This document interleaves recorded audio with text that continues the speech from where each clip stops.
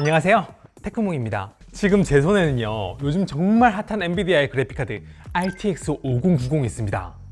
제가 이거 맨 처음 봤을 때는 얼마 전 CES에서 젠슨 황님께서 들고 계신 거였는데 그게 지금 이렇게 제 손에 들어왔어요. 아쉽게도 제가 이번 영상에서는 이 제품을 막 벤치마크를 돌리고 막 실성능 보여드리고 이런 거는 조금 엠바고 때문에 말씀드리기 어려울 것 같고요. 이번 영상에서는 이 제품이 어떻게 생겼는지 좀 보여드리고 여기에 들어간 기술이 어떤 기술이고 그게 실사용자 입장에서 어떻게 체감이 되는지 제가 나름 젠슨 황의 기조연설도 듣고 엔비디아 미디어 행사도 다녀와가지고 이것저것 질문도 하고 답변도 들어서 좀 느낀 게 많거든요. 그래서 그런 내용들을 이번 영상에서 좀 말씀드려보도록 할게요. 일단 이 제품에 대해서 먼저 말씀을 드리자면 제가 가진 제품은 RTX 5090 그리고 여기에는 별도로 표기되어 있지 않지만 FE라 불리는 파운더스 에디션 모델입니다. 파운더스 에디션은요, ASUS나 MSI나 기가바이트 같은 회사에서 이 RTX 5090을 만들 때 이거를 참고해서 만들어라고 엔비디아에서 만든 일종의 레퍼런스 제품이에요. 그래서 제가 이 제품을 처음에 딱 보자마자 들었던 생각이 뭐냐면요, 이렇게 얇게 만들어도 괜찮나? 싶을 정도로 굉장히 두께가 얇습니다. 이번 RTX 5090의 기본 TGP가 575W로 전작 대비해서 100W 넘게 늘어나서 이거는 뭐 진짜 전력 먹는 괴물이 되었거든요. 근데 전작인 RTX 4090은요, 본체 안에 넣으면은 막 슬롯을 적으면 3개, 보통 한 4개 정도 먹을 정도로 굉장히 두꺼웠는데 얘 보세요. 이 정도면 거의 슬롯을 2개 정도면 될 정도의 두께인데 이 성능으로 RTX 4090을 넘는다는 거는 말이 되나? 싶을 정도이긴 합니다. 엔비디아에서 얘기하기로는요, 이렇게 얇게 만들 수 있었던 이유는 그래픽카드 가운데 있는 이 작은 기판에 코어든 메모리든 진짜 다 때려봤고요. 나머지는 이렇게 온 사방에 다 쿨링 시스템을 때려박아가지고 공기순환을 더 원활하게 해서 이게 가능한 거라고 하는데요. 이런 구조로 만들었는데 RTX 4090 동급 혹은 그 이상을 성능을 내기만 하면 진짜 그게 되기만 해도 대박일 거라는 생각이 들지 않으세요? 근데 제가 최근 CES 기가바이트 부스에서 본 RTX 5090은요, 두께가 파운더스 에디션이랑 다르게 좀 두껍긴 하던데요. 어쨌든 엔비디아에서 성능 발표한 거 보면 이거는 이 파운더스 에디션 기준으로 성능을 비교한 걸 테니까 이렇게 실제로 더 두껍게 해서 나온다면 실제 우리가 구입하는 뭐 ASUS나 MSI나 기가바이트에서 만든 그런 그래픽카드의 성능은 이 파운더스 에디션보다 훨씬 더 잘 나오지 않을까 라는 기대를 좀 하고 있습니다. 그럼 이제 오케이, 이 RTX 5090 FE가 생각보다 뭐 얇게 나왔고 그리고 소비 전력은 전작 대비해서 대략 한 30% 정도 100W 정도 늘어난 건 알겠다. 그러면 실제 성능은 얼마나 개선됐나, 그리고 전성비는 얼마나 개선됐나, 여기서부터는 진짜 확실히 좀 왈가왈부할 부분이 많은 부분이긴 한데요. 여태까지 그래픽카드는 주로 실제 성능을 얘기할 땐 흔히 말하는 깡 성능, 기본 성능 기준으로 비교를 좀 많이 하곤 했습니다. 그리고 이번 RTX 5090은 전작 대비 깡 성능이 얼마나 늘었냐 이걸 비교하면 사실 별로 안 늘었어요. 아니, 별로 안 늘었다는 말은 조금 틀린 말인 것 같고 어쨌든 그래도 역대 최저치 수준으로 굉장히 기대한 것보다는 좀 작게 늘어났어요. 엔비디아에서 밝힌 자료를 보면요, 여기는 이 부분이 깡 성능 차이인데 보시면 사실 거의 한 30% 정도밖에, 진짜 딱 소비 전력이 늘어난 만큼 늘었기 때문에 이거 기준으로 보면 전성비가 좋아졌다라고 말하기에는 무리가 좀 있습니다. 그런데 옆에 보시면 밑에 DLSS4라는 게 써 있는데 이 부분을 보면 전작인 RTX 4090의 2배 혹은 그 이상의 성능을 보여준다는 거잖아요. 그래서 이번 RTX 5000번대 시리즈의 가장 큰 핵심은 이 DLSS4인데 이 부분이 조금 논란될 만한 소지가 많거든요. 그래서 요거 조금 더 자세히 말씀드려 볼게요. 엔비디아의 주장에 따르면 전작인 RTX 4090의 가격은 1599달러였는데요. RTX 4090의 3분의 1 가격인 549달러 정도만 내면 RTX 5070을 살 수가 있고요. 그 성능이 RTX 4090이랑 동급이라고 얘기를 합니다. 저도 이때 그 발표 현장에 있었고요. 저걸 라이브로 봤었는데 진짜 그때 곳곳에서 막 환호성이 터지고 난리도 아니었거든요.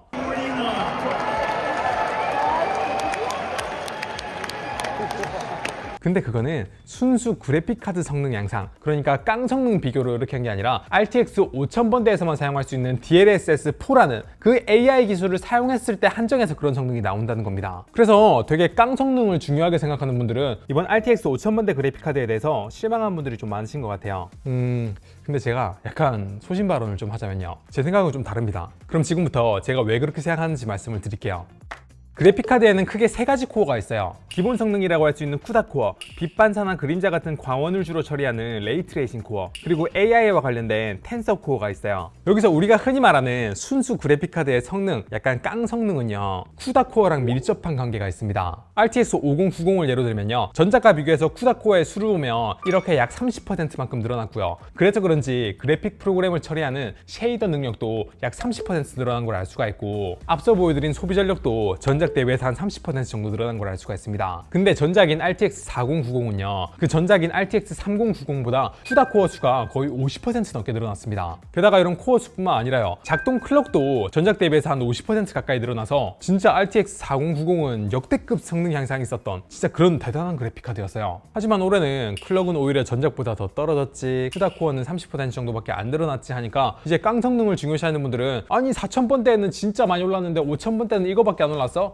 거의 역대 최저네? 망했네? 라고 하는 겁니다. 하지만 제가 생각했을 때는요, 요즘은 AI 시대고 이제는 이런 깡 성능만이 유일한 성능 지표가 아닌 것 같습니다. 좀 전에 제가 그래픽카드에 사용된 코어는 CUDA 코어, 텐서 코어, 레이트레이싱 코어가 있다고 말씀을 드렸고, 그 중에 깡 성능에 가장 영향을 많이 미치는 거는 CUDA 코어, 이게 한 30% 정도 증가했다고 했잖아요. 그러면 다른 코어는 어떨까요? 이번 RTX 5090은요, 레이트레이싱 코어가 66% 증가했고요, 텐서 코어가 활용되는 AI 성능은 전작 대비 2.5배가 증가했습니다. 이게 그냥 뭐 AI 성능이 이렇게 많이 증가했다 이런 거는 뭐 노트북이나 스마트폰에서 하도 많이 보던 건데 실제로 잘 체감이 안 왔잖아요. 근데 그래픽카드에서는 얘기가 다릅니다. 왜냐면 DLSS라는 기술은 실제로 우리가 게임할 때 정말 많이 쓰는 기술인데, 이거를 주로 처리하는 게 바로 텐서 코어거든요. 그래서 이렇게 DLSS4가 적용된 게임을 보면 게임 프레임이 굉장히 많이 차이가 나는 걸 알 수가 있습니다. 그래서 만약에 저보고 깡 성능은 한 40~50% 증가하고 AI 성능은 그대로인 그래픽카드 고를래? 아니면 깡 성능은 30% 정도 증가했는데 AI 성능이 2.5배 이렇게 늘어난 그래픽카드 고를래? 하면 저는 예전이면 모르겠는데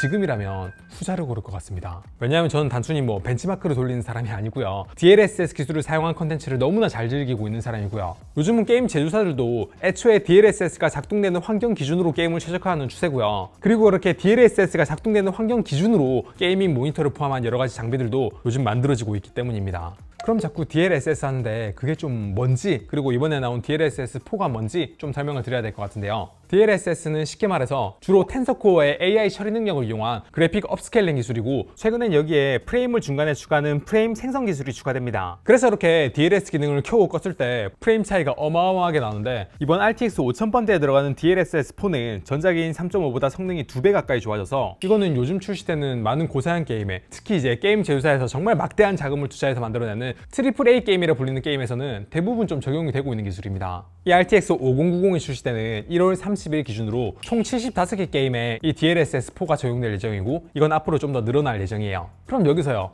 스팀에 게임이 한 해에만 10,000개가 넘게 등록이 되는데 고작 75개? 그거 DLSS 지원하는 게임 몇 개 되지도 않네? 라고 생각할 수도 있을 것 같아요. 그리고 그건 사실이긴 합니다. 여러분이 하시는 게임이 무엇이든지 간에 전체 게임 수에 비하면 특히 DLSS4가 1월 30일 기준으로 지원되는 게임들은 극히 일부긴 해요. 하지만요, DLSS를 지원하지 않는 정말 대다수의 게임들은요, 애초에 DLSS가 필요 없는 그냥 깡 성능으로도 충분히 고프레임을 뽑아낼 수 있는 저사양 게임이 대부분이에요. 물론 이제 일부 고사양 게임은 출시 당시에 DLSS를 지원하지 않는 게임들도 예전에 좀 있긴 했습니다. 예를 들면 몬스터 헌터 월드, 이 게임이 그랬고요. 그리고 레드 데드 리뎀션 2도 그랬어요. 하지만 이 두 게임 모두요, 처음엔 지원 안 했는데 출시 이후에 업데이트를 통해서 DLSS를 지원하게 됐고요. 그래서 요즘은 이 DLSS가 고사양 게임에서는 약간 표준같이 돼서 요즘은 오히려 DLSS를 지원하지 않는 게임들이 좀 극히 일부가 되었습니다. 그래서 DLSS4 지원하는 게임이 1월 30일 기준으로 75개밖에 안 된다? 그러니까 의미가 없는 기술이다? 이건 아닌 것 같아요. 물론 아직도요, 일부 고사양 게임, 뭐 워해머 3 같은 DLSS를 출시 당시부터 지금까지 꾸준히 지원 안 하는 좀 그런 특수 케이스들도 있긴 합니다. 그리고 그런 경우에는 DLSS 성능이 사실 좀 별 의미가 없고 깡 성능이 중요하긴 해요.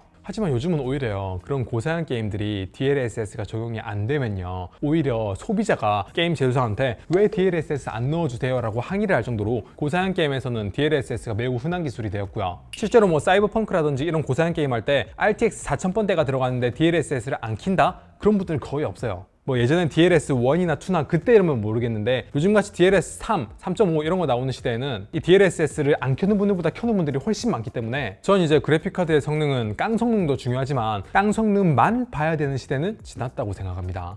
하지만 여기서요, DLSS를 좀 써보시고 감각이 되게 예민하신 분들은, 아니 감각이 좀 안 예민하시더라도 좀 게임을 많이 해보신 분들은 DLSS 쓰니까 반응 속도가 좀 느려지더라, 그리고 화면이 가끔 좀 부자연스럽게 보정되는 것도 좀 보이고 해서 나는 별로 좀 아쉽던데? 라고 하신 분들이 계실 것 같아요. 그래서 실제로 반응 속도가 되게 중요한 FPS 게임에서는요, DLSS 옵션이 있어도 켜지 말라는 얘기를 되게 많이 합니다. 저도 실제로 FPS 게임 할 때는 DLSS와 같은 AI 보정 끕니다. 그런데 이번에 RTX 5000번대 기술이랑 같이 공개된 엔비디아 리플렉스 2라는 기술이 있는데요, 이것도 우리가 FPS 게임을 할 때 마우스를 휙휙 돌리잖아요. 그러면 화면에 있는 데이터를 기반으로 그 옆에 있는 게 어떤 데이터인지 좀 예측을 해가지고 미리 어느 정도 그림을 그려서 반속도를 줄여주는 기술이 들어갔습니다. 그리고 이것도 AI 기반이기 때문에 텐서 코어를 주로 활용을 해요. 그래서 이 기술을 이용하면요, 반속도를 획기적으로 줄일 수 있다고 하고요. 먼저 글로벌적으로 되게 유명한 발로란트라고 하는 게임에 먼저 적용이 된다고 했고, 이런 걸 봤을 때 여태까지는 뭐 DLSS 등 이런 AI를 이용한 보정이 늘어나면 지원 속도가 좀 많이 늘어나서 게임을 할 때 불편했는데, 앞으로는 그런 것도 되게 많이 줄어들 거라는, 오히려 더 좋아질 수도 있다는 얘기입니다. 그리고 이 엔비디아 리플렉스 2는요 RTX 5000번대 시리즈에 먼저 적용이 되고요, 나중에 업데이트로 기존 4000번대 시리즈에도 적용될 예정이라고 하거든요. 근데 5000번대 시리즈가 4000번대보다 텐서 코어 성능이 훨씬 더 좋으니까